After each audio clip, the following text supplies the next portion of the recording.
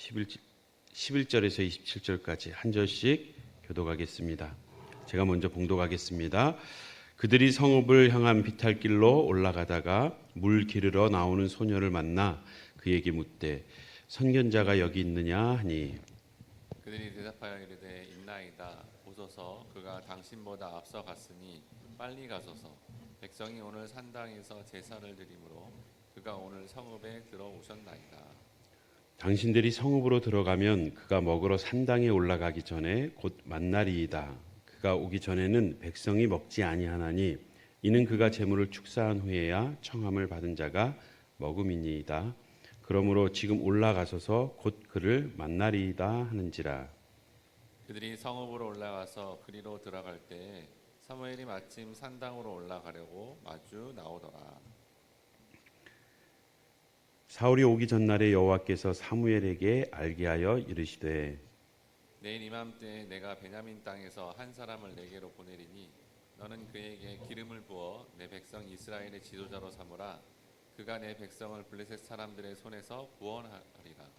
내 백성의 부르짖음이 내게 상달되었으므로 내가 그들을 돌보았노라 하셨더니, 사무엘이 사울을 볼 때에 여호와께서 그에게 이르시되 보라, 이는 내가 내게 말한 사람이니 이가 내 백성을 다스리라 하시니라. 사울이 성문한 사무라에게 나아가 이르되 선견자의 집이 어디인지 청하건대 내게 가르치소서 하니,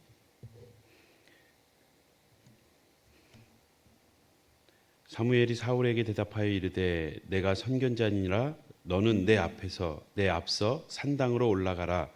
너희가 오늘 나와 함께 먹을 것이요 아침에는 내가 너를 보내되 내 마음에 있는 것을 다 내게 말하리라.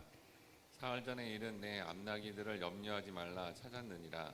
온 이스라엘이 사모하는 자가 누구냐? 너와 내 아버지의 온 집이 아니냐 하는지라. 사울이 대답하여 이르되 나는 이스라엘 지파의 가장 작은 지파 베냐민 사람이 아니니까 또 나의 가족은 베냐민 지파 모든 가족 중에 가장 미약하지 아니하니까 당신이 어찌하여 내게 이같이 말씀하시니까 하니, 사무엘이 사울과 그의 사안을 인도하여 객실로 들어가서 청한 자 중에 상석에 앉게 하였는데 객은 30명 가량이었더라.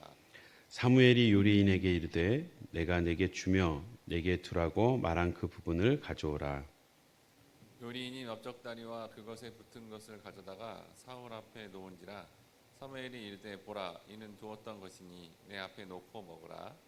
내가 백성을 청할 때부터 너를 위하여 이것을 두고 이때를 기다리게 하였느니라. 그날에 사울이 사무엘과 함께 먹으니라. 그들이 산당에서 내려 성읍에 들어가서는 사무엘이 사울과 함께 지붕에 담화하고, 그들이 일찍이 일어날새 동틀 때쯤이라. 사무엘이 지붕에서 사울을 불러 이르되 일어나라, 내가 너를 보내리라 하매 사울이 일어나고 그 두 사람이 사울과 사무엘과 함께 밖으로 나가서 27절 함께 읽겠습니다. 성읍 끝에 이름에 사무엘이 사울에게 이르되 사환에게 우리를 앞서게 하라 하니라. 사환이 앞서가므로 또 이르되 너는 이제 잠깐 서 있으라. 내가 하나님의 말씀을 내게 들려주리라 하더라. 아멘. 할렐루야. 하나님께서 추석 연휴 기간에도 우리들에게 말씀의 자리로 부르셔서 하나님이 주시는 그 위로와 평안을 허락하시는 줄 믿습니다. 오늘 주신 본문으로 만남을 통해 일하시는 하나님이라는 제목으로 함께 은혜 나누겠습니다. 우리에게 잘 알려진 칼 융이라는 심리학자는 그렇게 말했습니다. 만남, 그것은 결코 우연이 아니라 그것은 하나님이 자신을 드러내는 방식이다 라고 표현했습니다. 우리는 수많은 사람들과 함께 만나며 또한 대화하며 관계를 맺고 살아갑니다. 근데 하나님의 일하는 방식 중에 하나가 우리가 계시인 말씀을 통해서 또 구약의 시대에 하나님께서 현현하시고 또 환상 중에 꿈 가운데 또 하나님이 보낸 사람들 속에서 말씀하셨습니다. 마찬가지로 오늘날에도 우리는 그 상황 속에서 또 말씀 가운데에서 특별히 말씀을 붙들고 있는 사람들을 통해서 우리에게 나타나시고 하나님의 일을 알리시며 우리를 선한 길로 인도하십니다. 우리의 삶 가운데에도 때로는 한 번의 만남이 인생을 바꾸기도 합니다. 오늘 사무엘 9장은 어제 본문에 이어서 같은 맥락 속에서 잃어버린 나귀를 찾던 사울이 하나님의 선지자 사무엘을 만나는 그러한 특별한 하루가 됩니다. 평범한 일상이었지만 그 가운데에서 만남을 통해 하나님의 부르심을 확인하는, 그리고 그 부르심은 곧 소명은 곧 사명으로 이어지는, 자신이 이 땅에 태어나서 하나님 앞에 무엇을 해야 될지 그 사명을 일깨우는 자리가 됩니다. 정말 평범한 일상이죠. 나귀를 찾으러 나갔던 사울, 마찬가지로 하나님을 따르던 많은 선지자들도 소 12겨리로 밭을 갈던 엘리사가 하나님의 부르심을 받고, 또한 밤새고 고기를 잡던 그 베드로가 예수님을 만나고, 목동으로서 양을 치던 그 다윗이 평범한 하루 가운데 또한 부름을 받고, 또한 모세도 양을 치며 광야에서 지냈던 다른 날과 별반 다르지 않았던 평범한 하루 가운데에 떨기나무 가운데 부르시는 하나님을 경험하게 됩니다. 우리의 일상은 정말 평범하고 하루하루 그냥 지나가는 것 같지만 하나님의 계획하신 가운데 하루하루가 또한 우리에게 주어지는 것이며, 그 가운데 만나는 사람들, 펼쳐지는 상황들은 결코 우연이 아님을, 하나님 안에서 그 계획을 펼쳐가시는 공간이요, 또한 하나님의 인도하심을 받는 상황임을 기억해야 할 것입니다. 오늘도 사울이 사무엘을 만나는 장면, 하나님께서 철저하게 계획하신 인도하심의 자리였습니다. 오늘 본문을 통해서 우리는 하나님은 어떻게 우리의 삶을 움직이시는가, 하나님은 어떻게 우리의 삶을 움직이시고 인도하시는지 보고자 합니다. 먼저 하나님의 인도하심은 일상의 여정에서 늘 시작이 됩니다. 사울이 그랬던 것처럼 또 많은 선진들이 하나님의 부름을 받고 또 소명 속에서 사명을 발견한 것처럼, 우리가 읽은 11절을 보면 사울 사환이 성읍으로 올라가다가 물을 기르러 나오는 소녀를 만나, 하나님이 그 소녀를 만나게 해주신 것입니다. 우리도 그러한 만남, 하나님의 의도적으로 또한 붙여주시는 사람들이 분명히 있습니다. 사울은 그가 정한 길을 간 것 같지만 하나님께서는 그의 길을 인도하셨습니다. 시편에 나오는 고백처럼 여호와께서 사람의 걸음을 정하시고 그의 길을 기뻐하시나니, 오늘 우리가 주님 앞에 예배의 자리로 또 기도의 자리로 나온 것 또한 하나님이 부르신 줄 믿습니다. 하나님의 인도하심은 거창한 사건이 아니라 평범한 일상의 걸음 속에서 시작됩니다. 우리가 잃어버린 그 무엇을 찾으러, 그 답답함을 해결하고자 찾아 나서는 발걸음, 우리의 인생이 풀리지 않아 또한 그 답답함을 해결하고자 찾아 나선 기도의 자리, 그 기도의 자리에서부터 하나님은 우리를 만나주시고 우리를 부르고 계셨고, 하나님이 우리를 향한 분명한 계획이 있음을 우리는 그 가운데에서 사명을 발견하게 됩니다. 두 번째는 하나님의 인도하심은 사람과의 만남을 통해서 그 하나님의 인도하심을 드러냅니다. 평범한 일상 가운데 어찌 보면 우연처럼 만나게 된 사람, 우리가 읽은 본문 15절을 보면 사울이 오기 전날 여호와께서 사무엘에게 알게 하여 이르시되, 하나님은 이미 사무엘은 그 스스로 우연히 그 시간 그 자리를 지나가는 것 같지만 사무엘에게 일러서 그의 움직임과 함께 사무엘을 준비시킵니다. 이것이 하나님의 인도하심의 특징입니다. 하나님은 한쪽만 움직이지 않으십니다. 양쪽을 다 움직이십니다. 이것이 오늘날 우리에게도 성령의 교통하심으로 성도들이 하나님께 엎드려 기도하고 하나님의 도우심을 구할 때에 누군가에게는 그 필요를 가지고 간절히 기도하고 또 누군가에게는 베풀 준비를 하게 하시는 성령의 교통하신 가운데에 찾고 있던 사람과 또한 베푸는 사람이 만나는 그러한 역사들은 참으로 많습니다. 양쪽을 동시에 준비하셔서 정확한 때에 만나게 하십니다. 사울이 사무엘을 만났을 때 그는 자신의 인생의 새로운 방향을 발견하였습니다. 하나님은 그 사람을 통해서, 사람들을 통해서 그 부르심을 구체화시킵니다. 우리가 신약에 나오는 사도 바울, 그도 다메섹에서 하나님을 만나고 부르심 속에서 또 사명을 받기까지 하나님은 사도 바울과 함께 동시에 아나니아를 준비하고 계셨습니다. 사도행전 9장 11절을 보면 주께서 이르되 일어나 집 가라 하는 거리로 가서 유다의 집에서 다섯 사람 사울이라 하는 사람을 찾으라. 그가 기도하는 중이니라.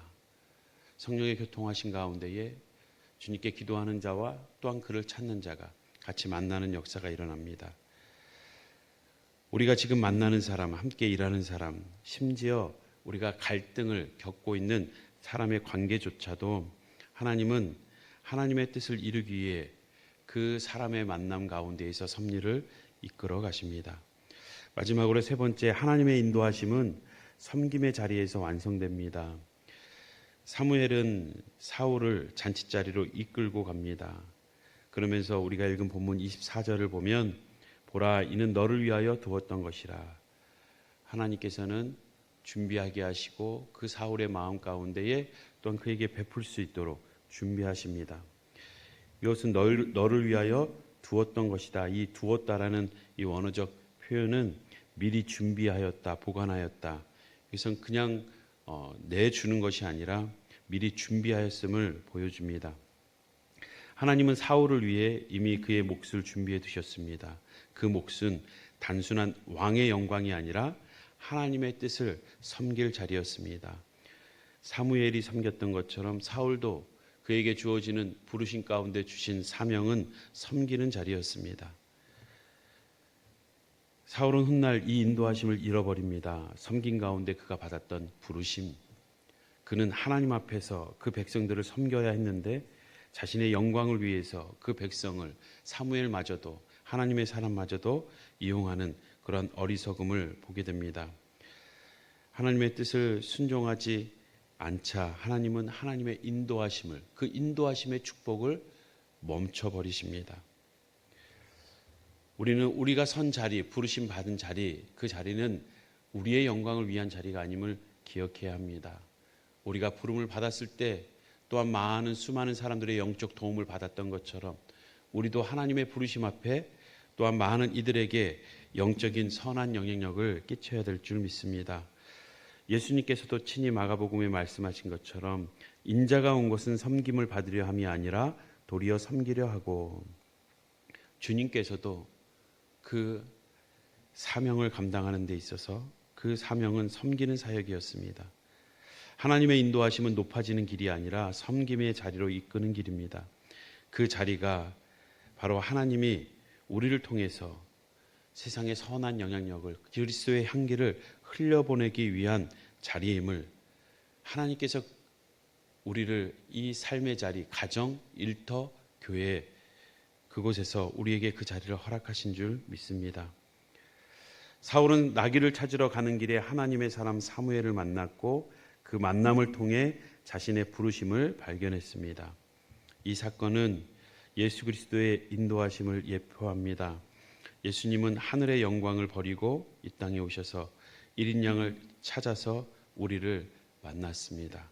우리를 만나 주셨습니다. 우리는 길을 잃었지만 예수님은 길이 되셨습니다. 우리가 만난 그 그리스도야말로 하나님의 완전한 인도하심의 완성입니다. 우리가 그리스도를 만남으로써 우리에게 영원한 생명을 누리고 그 사람이 되신 예수 그리스도의 만남을 통해서 우리의 부르심과 우리의 사명이 분명해진 줄 믿습니다. 사랑하는 성도 여러분, 우리의 각자의 삶의 모든 만남 속에서 하나님의 인도하심을 인식하고 계십니까? 오늘도 어떠한 사람, 어떠한 상황이 펼쳐지든 하나님의 섭리 가운데 있음을 우리가 분명히 인식하고 나아갈 때에 하나님의 인도하심을 받을 줄 믿습니다. 하나님의 말씀을 붙들고 있는 자에게 성령의 교통하신 가운데 그 역사를 이루어 가실 줄 믿습니다. 함께 기도하겠습니다. 사랑과 은혜의 하나님, 평범한 일상, 펼쳐지는 하루하루에 반복되는 일과 같지만 그 가운데에서 하나님의 섭리하심이 있고 또한 많은 사람들이 스쳐가지만 그 가운데에서 또한 만남을 허락하시고 하나님의 뜻을 보이시고 하나님의 뜻을 감당하도록 부르시는 하나님, 오늘 사울이 사무엘을 만나 하나님의 부르심과 또한 사명을 깨달았던 것처럼 우리 모든 성도님들도 오늘 하루 지내는 사람들을 만나는 가운데에서 하나님의 뜻을 발견하고 또한 하나님의 이름을 높이게 하여 주시옵소서. 우리에게 영원한 생명 주시고 참된 그리스도와의 만남을 통해 우리에게 주님께서 뜻하신 귀한 사명 허락하신 예수님의 이름으로 기도드립니다. 아멘.